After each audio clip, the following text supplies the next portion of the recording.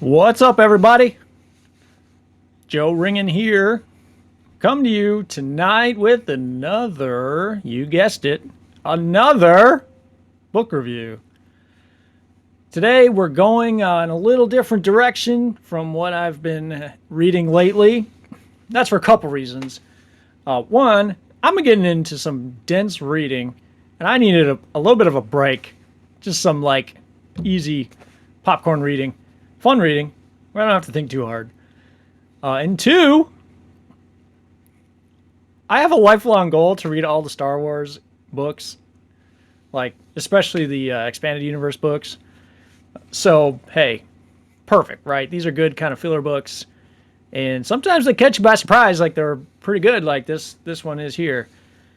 But first, before I get into the review, I want to let you know I wrote a book. It's called The Ballad of Ages. It's a fantasy book. Kind of like 80s cheesy fantasy, but pretty cool. So check it out. It's on Amazon. Joe Ringen. Also, please hit the subscribe button or like the video if you like it. Because then I'll get more content onto you guys. The goal of this channel is just to review books that are not always reviewed, not the super popular books. I want to find good, important books and get them out there and read them myself because I like expanding my knowledge and self-study and fun books and things catered around things I like sci-fi and fantasy. So hit that subscribe and like. But buckle up because we're talking Star Wars today, guys. The Truce at Bakura, or Bakura, however you say it. I say Bakura. So this book, it's one of the first books in the expanded universe of Star Wars, which came out after the first three movies, 4, 5, and 6, and before the prequels. So this is a very cool era of Star Wars, and there's a lot of treasures in there. And I'm gonna start there on my journey. I've already read a lot, but I'm gonna kind of start over anyway. So I wanted to start with this, not only because it's one of the first ever written. It's not the first written, but in my mind, it's a smart starting point because it's the first chronologically after Return of the Jedi. First novel, I should say. There might be some short stories or something.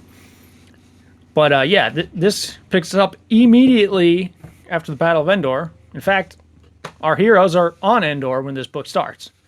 And so I figured, hey, I'm going to pick this one up, jump back into the Star Wars timeline, and go to hyperspace with the Star Wars story.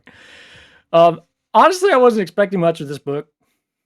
I was surprised by how much I did like it.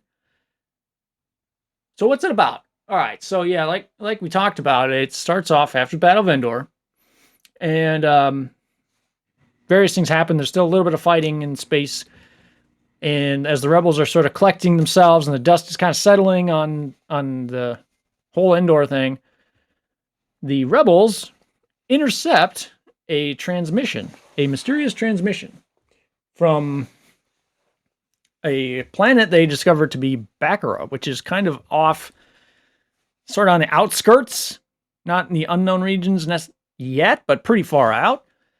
So they received this cry for help that was intended to go to the Empire, the Imperials. But as we know, the rebels defeated the Imperials at Endor, so they intercepted that transmission. And so Bakura is a fringe world that was taken over by the Imperials. The Empire, as they had a huge empire, obviously.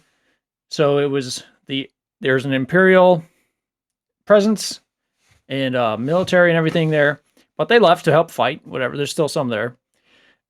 But what has happened is some alien race from beyond the unknown regions has come into the known galaxy and is starting to invade this planet called Bakura. And so the Bakurans need help. And so they're like, hey, Imperials, you're our ruler now. We're giving you taxes and stuff and resources, so come back and help us with this alien force that's invading. So little do they know, the Emperor's dead, and the Imperial's forces sort of scattered. So that was the first interesting part of this book that I never really thought about too hard. And it's a really fascinating thing to think about is what's the fallout of the death of the emperor? When you look at human history, when there's a death of a huge ruler, emperor, there's a vacuum, right? Other leaders within that empire start to get greedy and thinking, oh, maybe this is an opportunity for me to become the new ruler. But of course, there's rivals and factions develop, and it's just a big vacuum, and it's fascinating. It happens in our world all the time, and so it would only make sense that it would happen in the galaxy of Star Wars. And so this sort of sets that stage, puts the chess pieces in place. And so that's a really fascinating thing. And I hope so bad that there's more stories in the expanded universe that sort of continue that thought and that thought experiment to see how that plays out. So I hope that's what a lot of the expanded universe Star Wars books are about. This one was, to a point, and that was probably my favorite part, or favorite idea of this book that it played with. All right, so the rebels, they decide, whoa, maybe we should go to Bakura and tell them, oh, by the way, we defeated the Emperor. We defeated the Imperials, so you should become part of the Rebel Alliance now. Because the rebels, smart people they are, realize they need resources. Bakura has a lot of good resources that can help their military and just other things. And it's a strategic planet in that way. So they want to win the alliance of Bakura, not only to grow the free galaxy planets, or to increase the population of free planets within the new Rebel Alliance they're establishing, but they know they need resources because there are remnants of the Empire are still scattered. The military, it's by no means totally defeated. The Emperor and Darth Vader are defeated, but they're the head, and there's still a lot of arms and stuff they're going to have to defeat. So they need resources. So they're saying, hey, here's an opportunity for us to go to Bakura, win their alliance, and we can take out this alien invasion and then win the Bakurans to our side. So that's their goal. So they send a force over there, which includes, of course, our favorite people, Luke, Leia, Han, Chewie, C-3PO, R2-D2, all the best. So that's like the beginning part. That sets the stage. It gets crazy even after that. There's a lot more stuff. So it's cool. The first probably third of the book is a lot of the political, they get there and Leia's trying to, what's it called? Negotiate, whatever, all the politicking within the Bakurans and the Imperials. There's still Imperials there. So Leia, she's trying to, I guess, win over the Imperials that are there too. The Imperial remnant forces that are on Bakura. Because she knows, hey, this alien force is pretty big, and we're going to need all the help we can get. So Leia and Han, they're trying to persuade everyone involved, the Bakurans and the Imperials, to all join forces, at all three of them, to defeat this alien army. And Leia, in the back of her mind, is thinking, we're gonna win over the Imperials too, to join the Rebel Alliance, at least the ones that are at Bakura. So that's a lot, right? What else is happening? Well, of course, Luke Skywalker's involved in something. So here's where it gets Star Warsy. They're the alien force. They're called the Sea-Rook or Sea-Rook, and they're very advanced in technology. They're like a warrior race, and their goal is to conquer the entire galaxy. And so, which is every evil alien race's goal, right? But they have the means to do so. They have some pretty funky technology, and what it does is it allows them to transfer the life force of human beings, or other beings, but humans are the most potent or something, of human beings, to transfer the life force from them into droids and battle droids for their purposes. So they create an army of droids that are powered by human life and of course the humans die because it's basically taking like their soul out and putting it in a battle droid.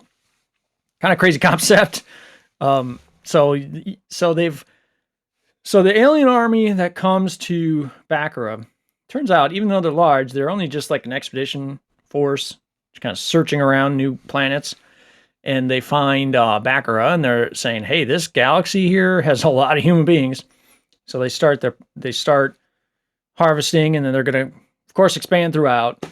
And so there's a big danger for the entire galaxy that is no one knows about yet, but it's just starting. So good thing that the most powerful Jedi of all time is there and can stop it. Great timing. So the Sirook, before they got to Bakura, they went to some other planet and they destroyed it. And they noticed there's this one kid who has special abilities. And so he's a Jedi Force-sensitive person. His name is Dev Sabara. And they kidnap him, kill his family, of course, and they brainwash him. And so he just makes it easy. So why he's important is because he can calm down the humans that they capture, so it's easier to take the life force out. So he's basically just a brainwashed slave person that just he has to calm people down to help them steal their life force. That's been his life for a while. Kind of sad. So Luke Skywalker senses him because they're both force sensitives, and actually Dev starts to sense Luke. And so his story arc in this, and I might get into some spoilers here, by the way. So if you don't want that, just tune out and come back after you read the book. But there's your warning. So they sort of sense each other through the Force, and so Luke figures out this plan. And here's where the interesting kind of double crossing thing happens. So the Sirook, they come in contact with Luke, and they're like, "This dude is way stronger than Dev." They come up with a way where they build some sort of technology where instead of having to capture humans and plug them up to the machine, they can if they can capture Luke, they can hook him up to the machine, and he can broadcast across the galaxy with his force powers and somehow connect to humans and steal their life force from from halfway across the galaxy. So obviously much more efficient and much easier operation, less expenses involved. Don't have to travel across the galaxy to steal humans. So that's their plan now. Is they're gonna use Dev as bait to get Luke Skywalker and capture him. So continuing in that storyline, again, spoilers. It's just gonna have to happen if I'm gonna keep talking about the book. So Luke kind of gets captured, but his goal at first is to save Dev, get him out of there so he can train him as a Jedi, right? Because he wants to grow a Jedi Academy and get more people become Jedis. So that's his goal. So instead of just wiping out the Sirook, he goes into their ship and tries to rescue Dev. Well, unfortunately, he kind of gets captured. But Luke is Luke, and he overcomes, and he defeats him. There's another little story arc that I'm kind of missing. I'm going to gloss over a little bit, where the Imperials, because it's just too confusing. You got to read it. It's laid out way better through the book. I'm butchering it. But anyway, the Imperials are sort of going to double cross the Rebels by handing Luke to the Sirook in exchange for the Sirook leaving. So then the Imperials, but it's stupid because the Sirook are just going to kill the whole galaxy. Anyway, so so that's another subplot. So read the book to figure that out. That's a part of this, but I'm just going to gloss over that because it's important, but it's kind of a little small part. Yeah. So Luke overcomes. He defeats them and does some awesome Jedi stuff and kills them. Saves the day. Sadly, though, Dev ends up dying. That actually was sad. Like when that happened, I was kind of sad because I liked Dev. He was a cool character, and I felt bad for him. And I wanted to see him become a Jedi, but unfortunately, that didn't happen. All right, so the other part of what's going on in this is the space battle, which is hemmed by, of course, Han, Leia, Chewie. They're defeating the Sea Rook or fighting the Sea Rook while Luke is on board fighting them. And then the double cross happens. So then turns out they're fighting the Imperials as well. So it's kind of like a cool naval space battle. Eventually, I couldn't figure out if it was through like the Force manipulation or Leia just being really good at diplomacy. She convinces the top admiral of the Imperial fleet that is at Bakura to defect because it's better to be free in the Rebel Alliance. So he ends up joining the cause, and they defeat the Imperials and the Sea Rook, and they get Bakura under their new banner of the Rebel Alliance. So it's cool. Again, it's laid out way better in the book. So read the book, and the sequence is much better and easier to follow than what I said. But it very much surprised me with like how smart it was and how plausible this situation could happen after a battle like Endor. So that's the story. So a couple cool things and a couple things I didn't like about it. It's not a perfect book, but so the cool things I liked about it, again, the whole like fallout of the Battle of Endor and the death of the Emperor and Vader. The other cool thing is it was interesting to realize like to read about, and Kathy Tyers did a great job explaining this part, but like, as we watch the movies, you just, it's done. There's a big party celebration. Emperor's dead. Vader's dead. Great. Everything's groovy. Done. That's what we think. And that's kind of how we're left. But realistically, that wouldn't happen. And this book explores that because, one, there's a lot of military left for the Imperials. And they don't just all of a sudden, hey, we're good guys now or whatever. Or they don't just all of a sudden fall over and die too with the Emperor. Two, at least in this book, and which would probably happen in reality, is the Imperials at Bakura and probably all spread out throughout the galaxy didn't know the Emperor was dead. Like the rebels came and had to convince them and give them evidence like, yeah, we killed the Emperor and Darth Vader. And they're like, no way. So somehow that didn't get communicated, and why would it, right? The Death Star blew up. I don't know. So that's just an interesting thing to sort of think about. And the implications of that. So that was fun. That was cool. A cool little wrench in the story that I never contemplated. One of my favorite sequences of this, and it was so refreshing to read about and almost heartbreaking, was Kathy Tyers, sorry if I'm mispronouncing your name. She had a couple sequences where like Luke and Leia were discussing what it is to be a Jedi, how being a Jedi would actually affect your life as a human or a person or a creature. And, they have just thoughts to themselves, and they also discuss with each other. And it was like, that's really deep and kind of, it touches the human aspect of what it means to be a force sensitive person, like a Jedi, how that would affect your life. And we all think it's sweet. We're all got lightsabers, we're doing awesome stuff, but there could be some consequences, some negatives. And this explores that a little bit. The one that was really kind of sad was for Luke. And, he has this sort of discussion with Leia, and he's kind of talking about how he's afraid to fall in love. Like, he wants to get married and stuff because they're talking about Vader and whatever, having good families and anyway, how their families were kind of broken and whatever. But he wants to have children even, and like have a family and have a loving wife and raise kids in a good way, because he kind of had, a terrible father in Darth Vader and stuff. But Uncle Owen and Beru were nice, so he wants to sort of pass that baton and be a good father to children. But he's struggling inwardly because he's like, I don't even know.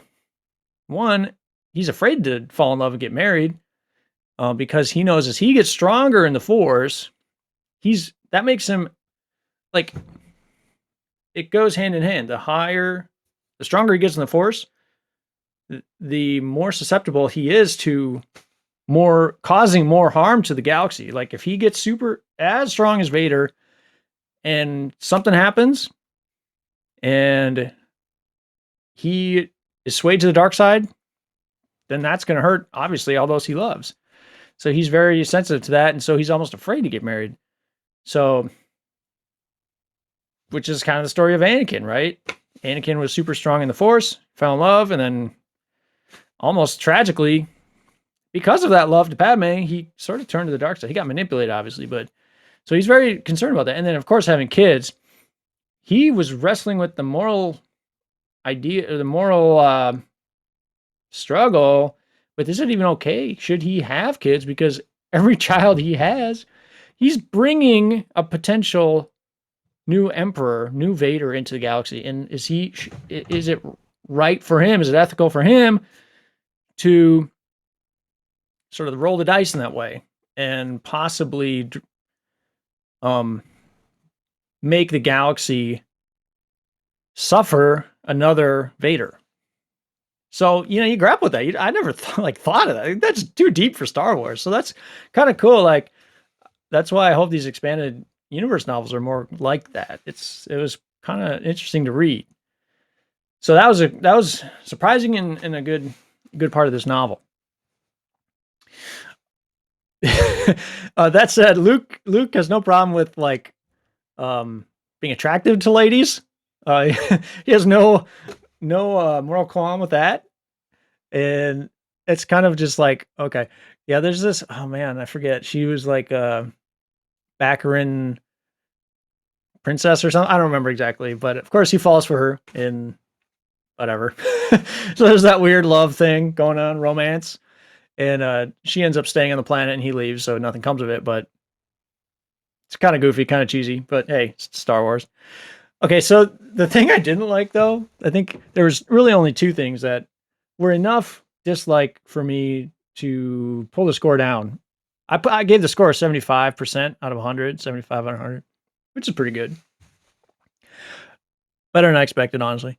But so the two things that made it that low was, so number one, so it was super awkward. There's like dialogues and weird scenes where Luke was still kind of attracted to Leia, and even though it's well established that they are brother and sister at this point in this story, it's kind of, I had to double take a few times, like, why? Like, there's some lines where Luke's like, yeah, like he just, like, Leia's really beautiful or something, and he just wishes he could be with her or something. It's like, no. What? That's super weird. We don't need that. And then, like, so that happens a few times. And also, like, Han is obviously, the author's trying to establish the relationship of Leia and Han, and which is in the infant stages at this point. And so she does that by having Han be very jealous of Luke, and sometimes, like, so it's very, and even though they're like brother and sister, so it's kind of weird. That was enough to take me out of the story and just kind of cringe. So so that was one thing I didn't like. The other thing was the Searook themselves. Like, they're a cool alien race, really cool weapons and technology, really cool ideas, and like their motivations are spot on of why they're invading and trying to capture Luke. Great. All that's really, really good and better than what I expected for a Star Wars novel. But man, they're just so like cartoony, and I don't know why they have to be described this way. And they're like dinosaurs with guns. Like, why? It was just super weird. Like, they could be really kind of like in the Alien movie. If they were just more kind of like scary aliens, like, they don't have to be blue, red velociraptors that have like laser guns. Like, why? They reminded me of oh gosh, like Bebop and Rocksteady in Ninja Turtles. That's exactly what, when I read the descriptions of the Searook aliens, that image popped in my head right away. Bebop and Rocksteady. And I'm like, man, this is like actually an adult political novel, like space war novel, space opera. And then you throw Bebop and Rocksteady in there, it don't make sense. It took me out of the moment again. So yeah, that brought the experience down. So really, for those reasons, I gave it 75 out of 100, which for Star Wars still is really good. Like, I think the average is probably going to be 50 for most of these books. A few are higher that I've read, some are lower, and I expect that to fluctuate. But Truce Bakura, hey, it was cool. Way better than I thought. And it's a good start off, good kickoff. That's no easy task to be the one to have to start the wheels of the expanded universe. Obviously, there were other books that were written before, like the Thrawn trilogy, right? But that comes after. So, like, to be the one to figure out, okay, how does everything start? How do the wheels go into motion after Endor? Like, that's tough, right? That's a tough task. Tyers did really good in that. So check it out. And if you're looking to start expanding universe, I'd recommend starting here. Explore this era. This is a great era of Star Wars. Prequels are cool too, but this era is fun because it's unknown, right? So I'm excited to keep going this. It's gonna take a while, probably my whole life, because as you know from watching this channel, I read a lot of different types of books, but these are great sort of airport books, travel books. You know, if you just need something to read in the weekend between like Arabian Nights and stuff, like you know what I mean. Uh, it's cool. It's cool. So yeah, Truce Bakura, 75%. Well, thanks for tuning in. Like I said, subscribe to the channel. That'd be the best. So you can get more content about cool books. So take care. Until next time, have a great night.